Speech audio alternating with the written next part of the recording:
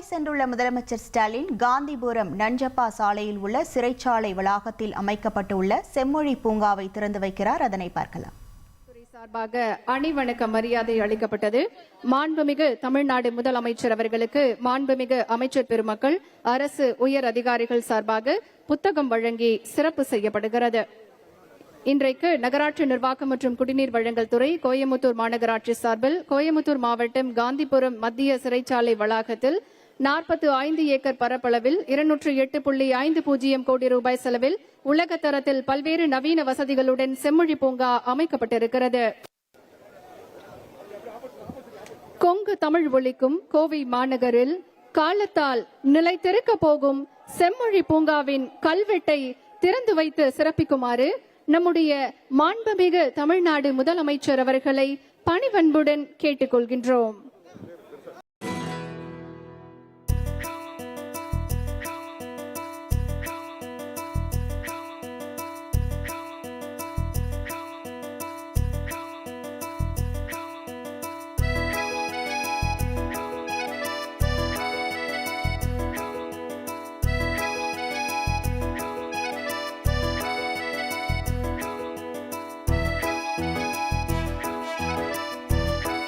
உயர் தனி செம்மொழி எனும் சிகரத்தில் அமர வைத்த தமிழ் தாயின் தலைமகன் முத்தமிழ் அறிஞர் டாக்டர் கலைஞர் அவர்களின் வழியில் திராவிட மாடல் ஆட்சியை வெற்றிகரமாக நடத்தி கொண்டிருக்கும் நம்முடைய மாண்புமிகு தமிழ்நாடு முதலமைச்சர் அவர்கள் இன்றைக்கு கோயமுத்தூரில் செம்மொழி பூங்காவை திறந்து வைத்து சிறப்பித்திருக்கிறார்கள்.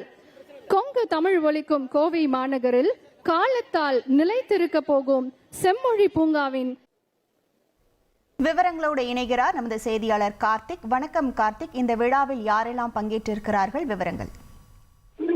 வணக்கம். மேற்கு மண்டலத்திற்கு 2 நாள் பயணமாக முதலமைச்சர் மு க ஸ்டாலின் இன்று கோவை விமான நிலையம் வந்தடைந்தார். கோவையில் இன்று செம்மொழி பூங்கா திறப்பு மற்றும் ரைசிங் தமிழ்நாடு என்ற முதலீட்டாளர் மாநாடு என 2 நிகழ்ச்சிகளில் கலந்து கொள்ள இருக்கிறார். முதல் நிகழ்வாக தற்போது கோவை காந்திபுரத்தில் 45 ஏக்கரில் 208 கோடி மதிப்பில் செம்மொழி பூங்காவானது உருவாக்கப்பட்டுள்ளது. அந்த பூங்காவை தற்போது ரிப்பன் வெட்டி திறந்து வைத்து தற்போது அங்கு இருக்கக்கூடிய பூங்காவில் அமைந்துள்ள வசதிகள், திட்டங்கள், மேம்பாடுகள் என்ன என்பது குறித்து பார்வையிட்டு வருகிறார். அதாவது 45 ஏக்கரில் 22 விதமான வனங்கள் மற்றும் உடற்பயிற்சி கூடம், நடைபாதை பகுதி மற்றும் படிப்பகம் உள்ளிட்ட பல்வேறு வசதிகளுடன் அடங்கிய 45 ஏக்கரில் இந்த திட்டமானது பரப்பளவுல நடத்தப்பட்டிருக்கு, செய்யப்பட்டு முடிஞ்சிருக்கு. இந்த சூழல தற்போது திறந்து வைத்து அதனை பார்வையிட்டு வருகிறார்.